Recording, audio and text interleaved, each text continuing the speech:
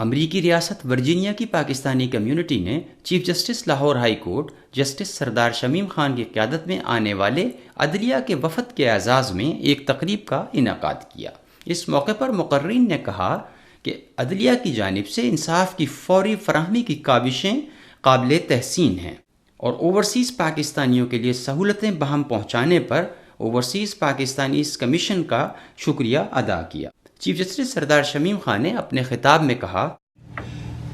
اس سلسلے میں صرف ایک شعر کہوں گا تو اس کا جواب اسی میں ہی ہے کہ کچھ تو مجبوریاں رہی ہوں گی، یوں کوئی بے وفا نہیں ہوتا۔ اسلام میں کہیں یہ نہیں ہے کہ اگر کسی کے خلاف کوئی شہادت نہ ہو تو اس کو سزا دے دیں۔ بار بار لوگ یہ کہہ رہے ہیں کہ یہ ایسا کیوں ہو گیا، وہ کبھی بھی یہ نہیں ہوتا کہ کوئی کورٹ میں آ کے سب لوگ کہیں کہ ہم نے کسی کو نہیں پہچانا اور کو سزا دے دیجیے۔ یہ تو میں حیران ہوں کہ یہ لوگ آپ کیسا سوال کر رہے ہیں۔ وہی جن کے بیانات لکھے گئے اگر وہی جا کے کہہ دیں کہ ہم نے کچھ نہیں دیکھا تو کیا ہو سکتا ہے؟ تو اس بات کو متنازع نہ بنایا کریں، تھوڑا سا انسان کو realistic. What was the reason behind it کہ انہوں نے کیوں نہیں یہ ایویڈنس دی، وہ گاڈ نوز بیسٹ، لیکن یہ ہے کہ اس بات کو وہ نہ کیا کرے۔ اچھا، اب دوسری بات یہ ہے کہ ہمارے آنے کا جو مقصد ہے وہ بھی آپ کو پتہ لگ گیا ہے کہ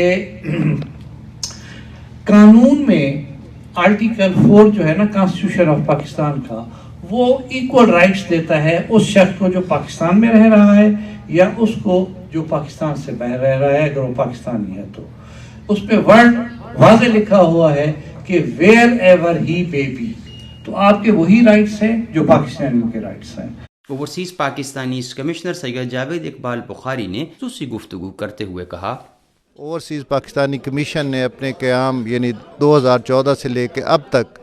کوئی 9000 سے زیادہ